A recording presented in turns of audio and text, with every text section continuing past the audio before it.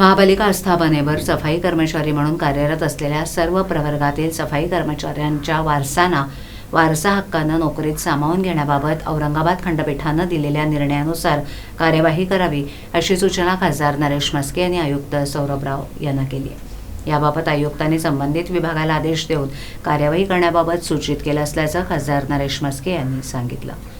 शासन निर्णयानुसार केवळ अनुसूचित जातीतील सफाई कर्मचाऱ्यांच्या वारसा हक्कानं नोकरीत सामावून घेतलं जात होतं। त्यामुळे इतर प्रवर्गातील सफाई कर्मचाऱ्यांना योग्य न्याय मिळावा यासाठी तत्कालीन मुख्यमंत्री एकनाथ शिंदे यांच्याकडे नरेश म्हस्के यांनी सततचा पाठपुरावा सुरू ठेवला होता।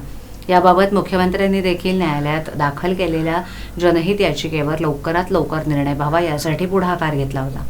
नुकतंच औरंगाबाद खंडपीठानं सर्व प्रवर्गातील सफाई कर्मचाऱ्यांच्या वारसा हक्कानं सेवेत सामावून घेण्याबाबतचा महत्त्वपूर्ण निर्णय दिलाय।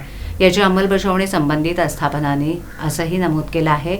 सदर निर्णयानुसार ठाणे महापालिका आस्थापनेकडील वारसा हक्काची प्रकरणं निकाली काढावीत अशी चर्चा खासदार नरेश म्हस्के यांनी आयुक्त राव यांच्या समवेत केली असून आयुक्तांनी देखील संबंधित विभागाला तसे आदेश दिले।